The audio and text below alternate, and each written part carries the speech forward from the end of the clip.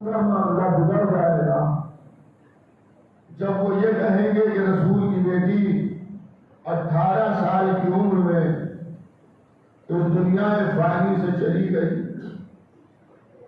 پوچھنے والا پوچھے گا 18 سال کی عمر ایسی نہیں ہوتی ہے کہ جس میں کوئی مر جائے. کسی کے لیے خدا نہ کرے ہم اور آپ سنیں کہ 18 سال کی عمر میں مر گئے تو ہم یہ ضرور پوچھیں گے کیا ہوا, کون سی بیماری تھی, ایکسیڈنٹل موت ہوئی ہے, کیا ہوا ہے.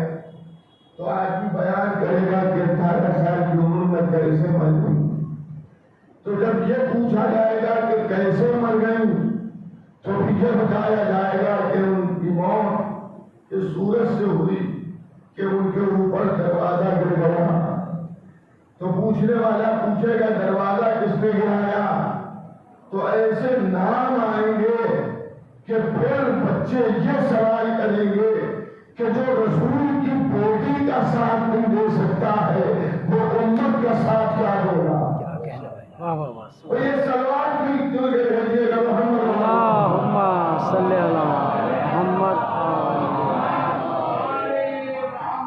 لیکن یہ زمانہ سوشل میڈیا کا ہے اور اس زمانے سے بہت سے فائدے بھی ہیں اور نقصانات بھی ہیں.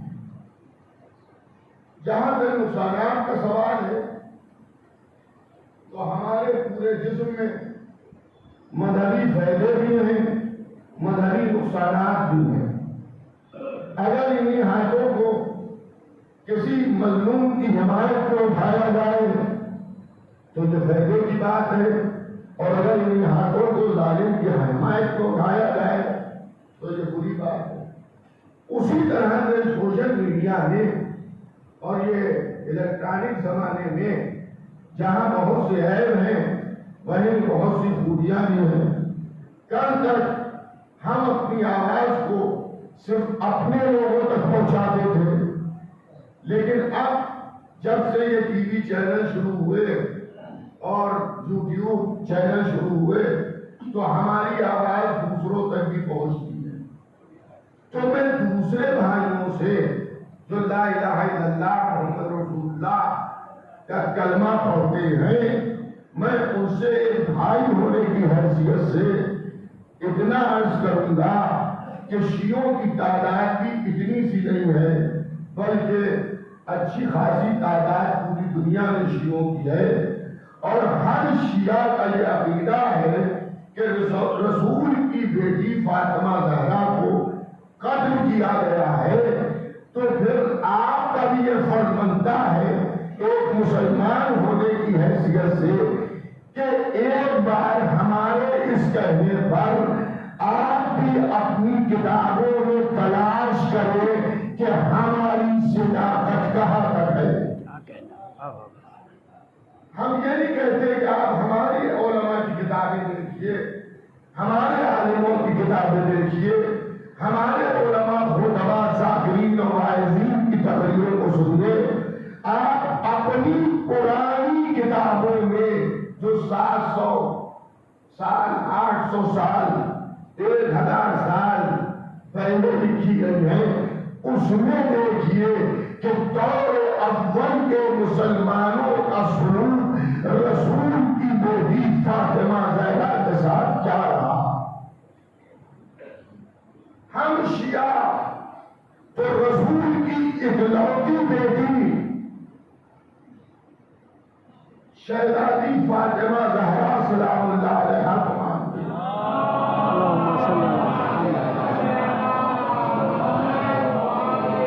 حضرات میں گزارش کروں گا کہ جو لوگ بھی شریک مجلس ہیں, مسجد ہال میں ہیں, باہر صحن میں ہیں, علی ٹی وی کے ذریعے میری آواز کو سن رہے ہیں, جب صلوات کی گزارش کی جائے تو مل جل کے بلند آواز میں محمد و آل محمد پر صلوات بھیجیے. اللہم صلی علی محمد آل محمد یا علی. دیکھیے ہم آپ کے لیے نہیں لیں گے, آپ ہمارے لیے نہیں لیں گے. آپ ہمیں کئی بار سن چکے ہیں, آپ نے آن لائن سنا ہو, نے ممبر کے بیٹھ کے سنا ہو. آپ سب حضرات ایسے ہیں کہ جو مجھے سن چکے ہیں، لیکن میں ایام عزائر فاطمیہ کی مجلسیں جو پڑھتا ہوں اس میں کوشش یہ کرتا ہوں کہ ہمارے دوسرے بھائی جن کو علم نہیں ہے، دیکھیے میں یہ بات آپ کی خدمت میں عرض کروں، میری ملاقات جتنے بھی غیر شیعہ مسلمانوں سے ہوئی اور ان سے جب ہم نے بی بی زہرا کے متعلق بات کی تو انہوں نے بھی بی بی زہرا کی عزت اور احترام کی بات کی، لیکن ان کے بتانے والوں نے انہیں جیسا بتایا ویسا وہ جانتے ہیں. لیکن اللہ کا شکر ہے کہ ہمارے یہاں عقائد کے معاملات میں سنی سنائی پر عمل نہیں ہوتا ہے، بلکہ ہمیں اپنی عقل سے سمجھنا ہے کہ اللہ ایک ہے یا نہیں ہے، عادل ہے یا نہیں ہے، 12 اماموں کا سلسلہ ہونا چاہیے یا نہیں ہونا چاہیے ہے، نبیوں کا سلسلہ ہو یا نہ ہو، اور پھر سارا سلسلہ نبوت و امامت جب تمام ہو جائے تو ایک دن آئے جس دن اچھائی اور برائی کا فیصلہ ہو. اس میں میں نے ایک دن اور عرض کیا تھا کہیں کہ اس میں تقلید بھی نہیں ہے، اس میں ہمیں اپنے عقل کے زاویے سے سمجھنا ہے کہ یہ سب ہونا چاہیے نہیں ہونا چاہیے. تو میں اپنے تمام مسلمان بھائیوں سے کہوں گا کہ وہ اس کے اوپر ریسرچ کریں اور اس کے اوپر غور کریں اور اپنی کتابوں میں پڑھیں اور اپنے سمجھدار اور دیانتدار علماء سے دریافت کریں کہ رسول کی وفات کے بعد بی بی زہرا جو رسول کی بیٹی ہے، میں اس پر بھی بحث نہیں کرتا کہ 4 بیٹیوں میں سے ایک بیٹی ہے، اکیلی بیٹی ہے یا 4 بیٹیاں ہیں، لیکن اتنا تو بڑی کتابوں میں بھی لکھا ہوا ہے، ایسی کتابوں میں لکھا ہے جسے علماء اسلام نے صحیح تصور کیا ہے، ایسی کتابوں میں لکھا ہے کہ قرآن کے بعد اس کتاب کا مرتبہ ہے کہ جس میں یہ لکھا ہے کہ جب فاطمہ بزم نبوت میں آتی ہے تو نبی تعظیم کے لیے کھڑے ہو جاتے ہیں. محمد یہ میری طرف سے دعوت فکر ہے. تو نبی جس کی تعظیم کرے مسلمان کا کیا فریضہ بنتا ہے؟ مسلمان اس کی تعظیم کرے نہ کرے، سارے مسلمان یہ کہیں گے مسلمانوں کو ان کی تعظیم کرنا چاہیے. دیکھیے صحابہ میں سے نبی نے کسی کی تعظیم نہیں کی، لیکن صرف صحابہ کی نسبت نبی کی طرف ہے، اس لیے مسلمان کہتے ہیں قابل تعظیم ہے. تو جس کی تعظیم خود مرسل اعظم کر رہے ہو وہ لائق تعظیم ہے یا نہیں ہے؟ دیکھیے میں سادات کی بات نہیں کرتا، اس مجلس میں سادات حضرات کی تشریف فرما ہے، لیکن اکثریت غیر سادات کی ہے. میں خود غیر سید ہوں، مرزا ہوں میں، پھر یہاں ہمارے جو خواجہ برادران تشریف فرما ہے وہ غیر سید ہیں. تو ہم نے تو سیرت رسول کو دیکھ کر اسلام پڑھا ہے، ہم نے سیرت رسول کو دیکھ کے اسلام پڑھا ہے، اور ہم نے اللہ، رسول، قرآن، کعبہ، نماز، روزہ، حج، زکات، دین، شریعت، انبیاء، اوصیاء، آثار خدا سب کو مانا ہے رسول کے کہنے سے. تو اسی رسول نے یہ بھی کہا ہے کہ فاطمہ میرا چوس ہے، فاطمہ جس سے راضی اس سے میں راضی، جس سے میں راضی اس سے اللہ راضی، فاطمہ جن سے ناراض ان سے میں ناراض، اور جن سے میں ناراض اس سے اللہ ناراض. تو ہر مسلمان کے ہوشیاری کا کام یہ ہے کہ وہ یہ دیکھے کہ فاطمہ راضی کس سے ہے اور فاطمہ ناراض کس سے ہے.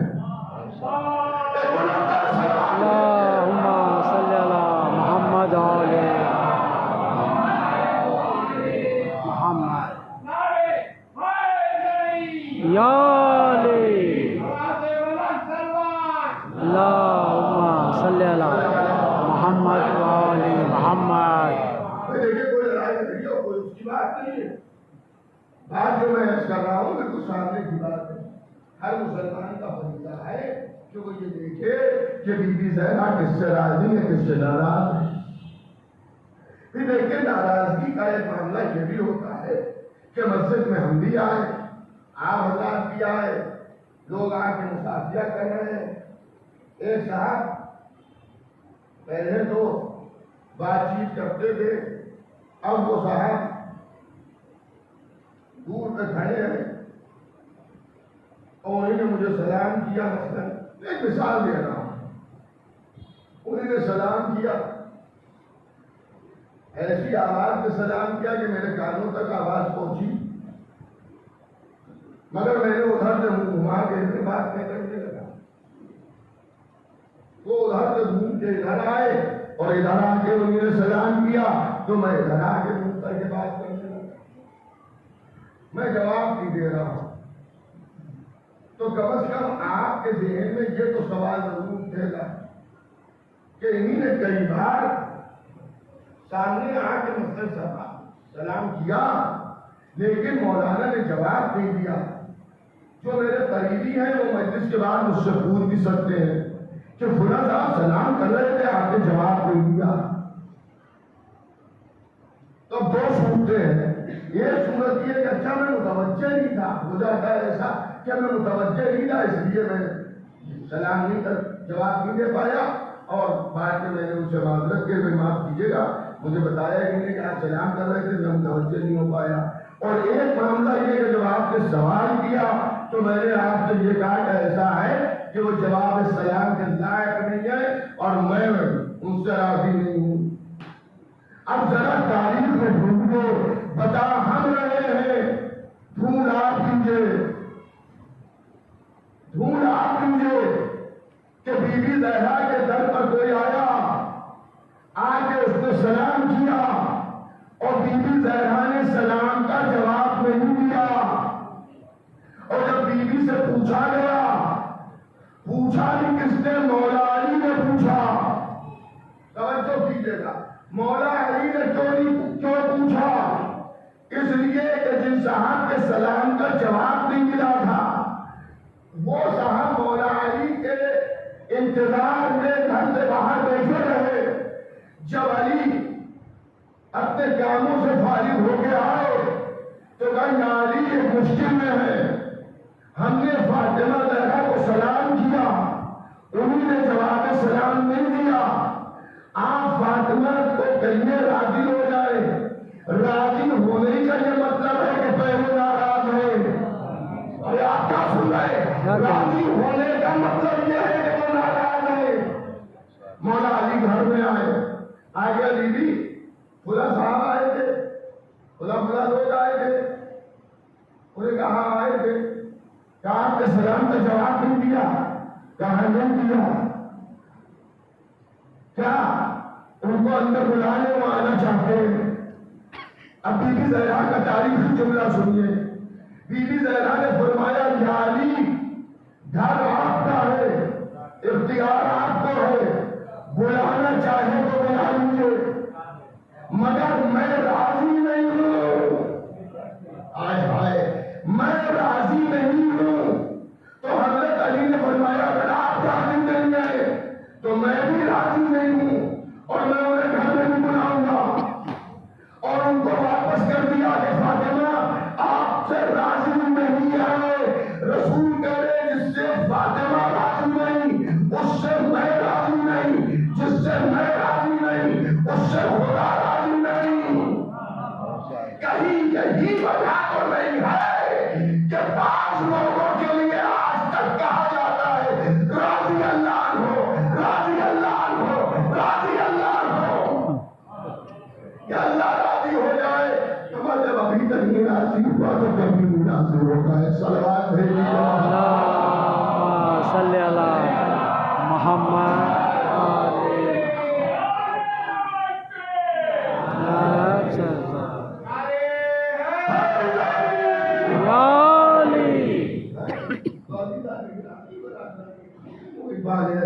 پیغمبر اگر دیکھیے دین کے معاملے کو ہوشیاری اور مندی اور عقل کا ہر داریہ کھول کے بیٹھنا چاہیے, رکھنا چاہیے. مولا علی نے کیا, بی بی زہرا نے کیا کہا, کہا یہ آپ کا گھر ہے، آپ کو اختیار ہے، میں راضی ہوں۔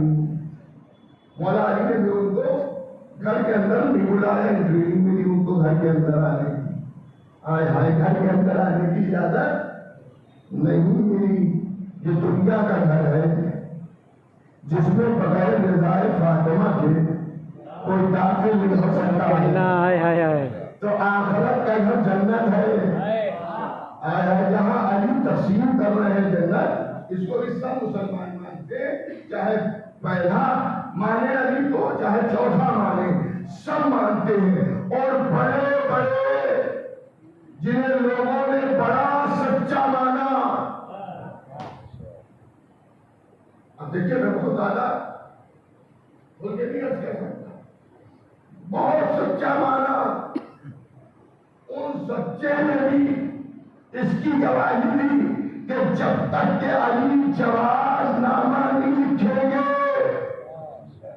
جب تک کہ علی لکھ کے نہیں دیں گے، اس وقت تک کوئی جنت میں داخل نہیں ہو پائے گا۔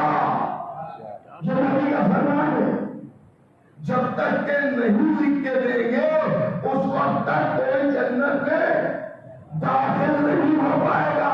اس حدیث نے بھی کئی راز کھول دیے کہ جب وسیع لکھنا جانتا ہے تو نبی چاہے کہاں سے ہوگا کہنا سبحان اللہ۔ دوسری چیز یہ ہے کہ علی لکھ کے دیں گے تو علی کسی کو جنت کا پروانہ جب دیں گے تو اس میں رضائے فاطمہ کو دیکھیں گے۔ وہ گھر تو علی کا تھا مگر جنت کی خریداری میں جو پیسہ لگا ہے وہ فاطمہ کی محنت کا ہے۔ ایک اور ضرورت ہے اللہم صلی علی محمد وآل محمد یا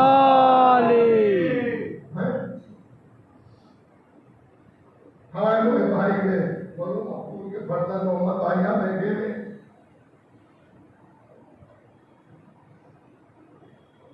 دیکھیے جواز نامہ عربستان میں پاسپورٹ کو بھی کہا جاتا ہے۔ جو پاسپورٹ ہوتا ہے یعنی جنت میں جانے کے لیے حضرت علی پاسپورٹ ایشو کریں گے۔ اچھا ہمارے ہندوستان میں جو قانون ہے پاسپورٹ ایشو ہونے کے، دوسرے ملکوں میں تقریباً وہی سب چیزیں ہوں گی، ایشو کریں گے حضرت علی، لیکن اس سے پہلے بھی کچھ کارروائیاں ہوتی ہیں، کچھ کارروائیاں اور بھی ہوتی ہیں۔ علی دیکھتا ہے، آپ کا پولیس اسٹیشن دیکھتا ہے، آپ کسی کیس میں تو نہیں ہے، کہیں آپ نے ڈکیتی تو نہیں کی ہے، آئے ہائے توجہ ہے یا نہیں ہے، کسی قتل میں تو آپ نہیں شریک ہیں۔ جب یہ سب کلیئر ہو جاتا ہے تب پاسپورٹ آفیسر اسے ایشو کرتا ہے، تو جنت کے جواز نامے میں دیکھا جائے گا کسی کا حق تو نہیں دبایا ہے، کسی کو قتل تو نہیں کیا ہے، کسی گھر میں بغیر اجازت کے داخل تو نہیں ہو گئے۔ صاحب جب وہاں معاملہ فیل پہنچے گی، شاید کسی کے فاطمہ زہرا نے علاقہ فدق کا مقدمہ دائر کر دیا تاکہ اندراج رہے، اصل فیصلہ تو آرگنائزیشن اللہ کرے گا۔ یہ علاقہ فدق کس کا تھا؟ امت کا ہے یا فاطمہ زہرا کا ہے؟ لیکن ہم تو یہ جانتے ہیں کہ یہ حق ہے فاطمہ زہرا کا، اس لیے کہ فاطمہ کبھی جھوٹ بولی نہیں، جو کہہ دیا وہی ہو گیا۔ تو بی بی زہرا اتنے بڑے کیس میں اتنے مسلمانوں کے بیچ نعوذ باللہ کا جھوٹ بولے گی کہ میرا حق ہے۔ اچھا پھر اس سلسلے میں بھی نیت دیکھی جاتی ہے کہ آدمی کا مزاج کیسا ہے۔ دو پیسوں میں جو جان دے رہا ہے اور ہر چیز کو اپنا بنائے دے رہا ہے، اس کی نیت، اور جو اپنا مال و زر جائیداد، زیورات، لباس سب اللہ کی راہ میں دے رہا ہے، وہ ایک علاقے زندگی کے لیے کیا جائے گا جھوٹا دعویٰ لے کے، تو بیوی تو جھوٹی ہو نہیں سکتی. اور اگر ہم بیوی کو نعوذ باللہ جھوٹا تصور کر لیں تو ہم مسلمان نہیں رہ سکتے. آج کی مجلس کا یہ میری طرف سے تبرک ہے. ابھی تبرک میں یہاں نیاز کھلائی جائے گی، مگر یہ روحانی تبرک میری طرف سے آپ کے لیے ہے کہ اگر انہیں جھوٹا مان لیا جائے تو جو جھوٹا مانے گا وہ پھر مسلمان نہیں رہ سکتا، اور جو جھوٹا نہیں مانے گا سچا مانے گا تو وہ پھر جو فاطمہ کے مقابل آئے گا اسے جھوٹا مانے گا. جب اسے جھوٹا مانے گا تو وہ اسے اپنا کبھی قائد نہیں مانے گا.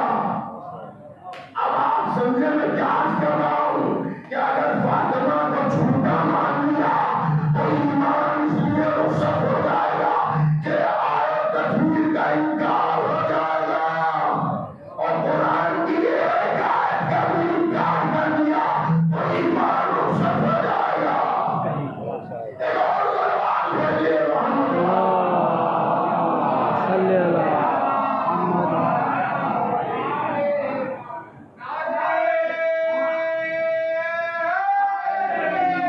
یا علی ایک اور بلند تر صلوات بھیجیے گا.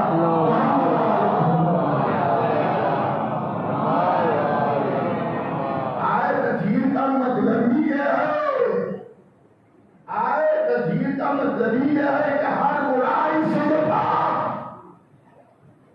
ہر برائی سے یہ پاک. اب جھوٹ ہمارے لیے آئے تطہیر نہیں ہے تو ہمارے لیے امکان ہے جھوٹ بولنے کا، لیکن جو آئے تطہیر میں ہے اس پر بھی مسلمانوں کا اتفاق ہے کہ مصداق آئے تطہیر فاطمہ ہے. کسی نے انکار نہیں کیا، ہر مسلمان نے کہا کہ فاطمہ ہے. آئے تطہیر کی مصداق فاطمہ. کچھ عورتوں کو اور بھی داخل کیا گیا، ہم نے نہیں کیا. ہم نے تو انہیں کو مانا جو چادر تطہیر کے نیچے تھی، اور وہ عورتوں میں اکیلی فاطمہ، مردوں میں علی اور حضور، اور بچوں میں حسن اور حسین علیہ السلام. اللہم صلی اللہ محمد و آل محمد. دیکھیں لوگ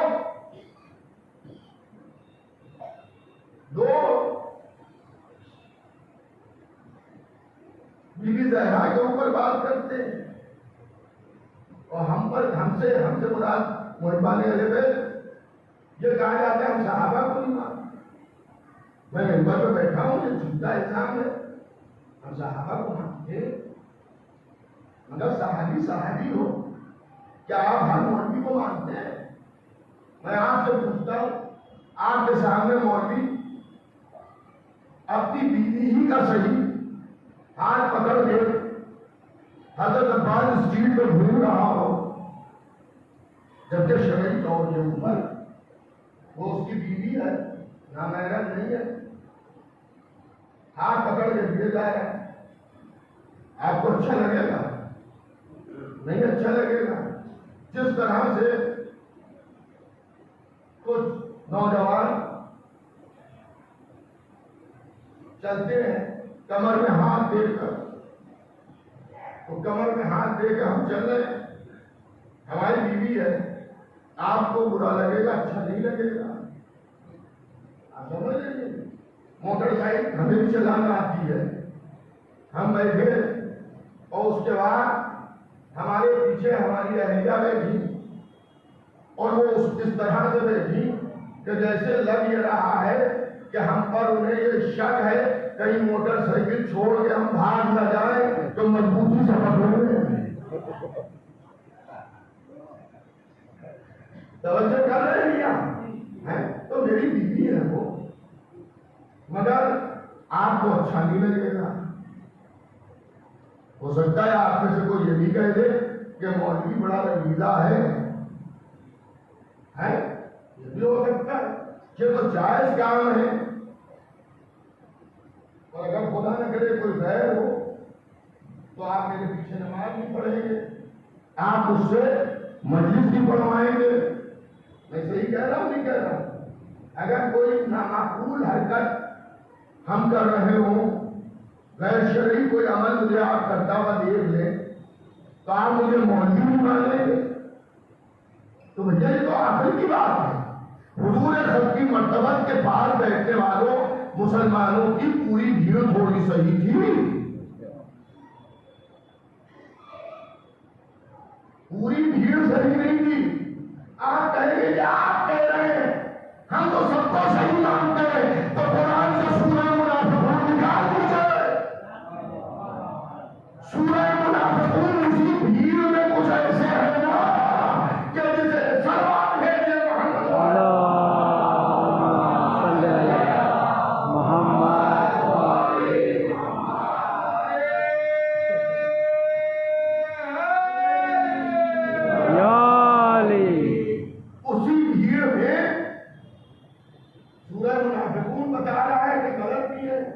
تو آپ یہ کہیں گے سب کو مانیے تو ہم قرآن کو مانیں گے، یا تو ہم بھیڑ میں وہ ہے قرآن کے نام میں ہوتا کہ فلاں منافق فلاں منافق فلاں منافق، اس نے یہ تو بتا دیا کہ زبان سے محمد رسول اللہ کہتے ہیں مگر حقیقت میں یہ منافق ہے، آپ اللہ کے رسول ہیں مگر یہ جھوٹے ہیں، مگر یہ جھوٹے ہیں، تو اللہ جنہیں جھوٹا کہے اب اگر ان جھوٹوں پر ہم لعنت کریں تب بھی لوگ بگڑتے ہیں کہ آپ کیوں لعنت کر رہے ہیں، اما تو قرآن جھوٹوں پہ لعنت کر رہا ہے۔ ایک سوال بھیج دیجیے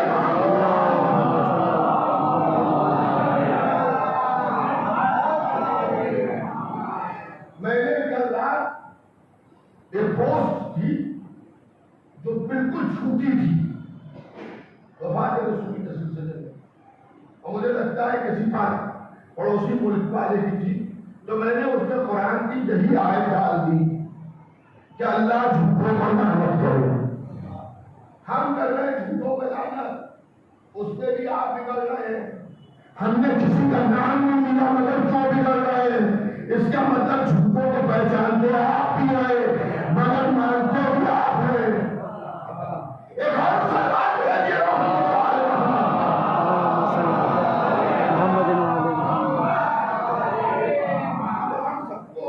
ایسا نہیں ہے کہ ہم صحابہ میں کسی کو مانتے نہیں، ہم صحابہ میں بہتوں کو مانتے، کیسوں کو مانتے ہیں، سن لیجیے۔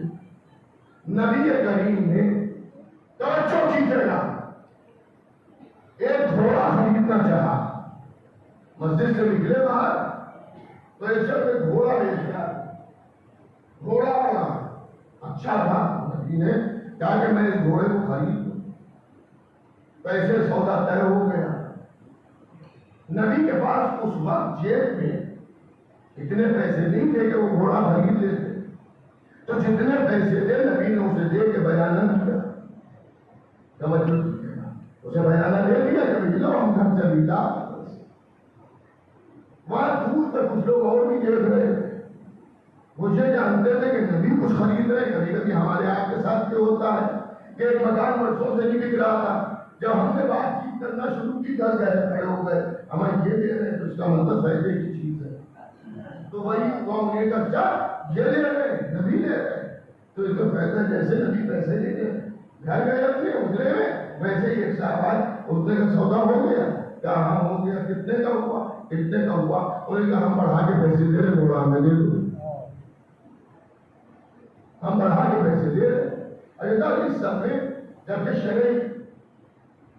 شرن یہ صحیح نہیں ہے، اگر بیانہ ہو جائے اور وعدہ کر لیجیے آپ تو آپ وعدے سے آپ کو مکرنا نہیں ہے، وہ چیز سمجھیے بک گئی ہے، رنگاؤ پیسے پیسے دے دیے اس شخص نے، وہ بھی ہے مسلمان سمجھیے، وہ بھی صحابی ہے، اس نے پیسے دے دیے، اس کے لیے ملتا ہے کہ کون ہے، لگتا ہے کہ مسلم تھا تو گھوڑا بیچ رہا تھا، اس نے یہ پیسے لے لیے اور لے کے گھوڑا اسے پکڑانے لگے. کتنی دیر میں نبی آ گئے, کتنی دیر میں نبی آ گئے. جب نبی آ گئے تو نبی نے کہا یہ گھوڑا اس کے ہاتھ میں کیسے؟ میں نے تو تمہیں بیانہ کیا تھا اور تم نے ان کو تو دے دیا, باقی پیسے لے کے آیا ہو. وہ اتنا شاکر تھا, اس نے کہا ایسا ہے. اب ظاہر ہے مسلمان تو تھا نہیں, یہودی تھا. تو نبی سے اتنے کا گواہ لائیے. حیات کیا سن رہے ہیں؟ گواہ لائیے. یعنی یہودیت کا ایک مزاج یہ بھی ہے کہ معصوم سے گواہ مانگتا ہے. وہ کہہ رہے گواہ لائیے. نبی کہہ رہا میرے پاس تو کوئی گواہ نہیں ہے, اللہ گواہ ہے, میں گواہ ہوں, تو ہے, میرے پاس اور کوئی گواہ نہیں ہے. ادھر سے ایک صحابی جا رہے تھے, انہوں نے ٹھہر کے دیکھا کیا ہو رہا ہے, گھوڑا ہے, 2-4 آدمی کھڑے ہوئے اور وہ کہہ رہے گواہ لائیے. اور نبی کہہ رہے ہیں میرے پاس گواہ نہیں ہے. یہ ہے وہ صحابی رکا. رکنے کے بعد کہا کہ میں گواہی دے رہا ہوں, میں گواہی دے رہا ہوں کہ نبی محمد نے تمہیں اتنے پیسے دیے, سلوات بھیج دیجیے حضور کا نام.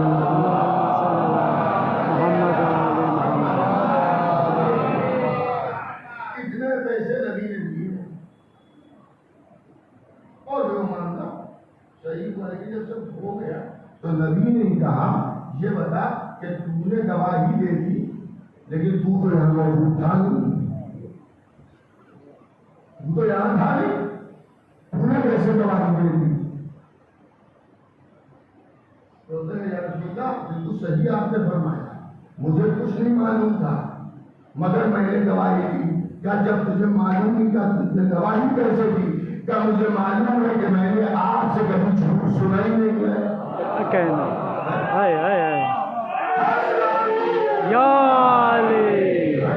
ہم نے آپ سے کبھی جھوٹ سنا ہی نہیں ہے.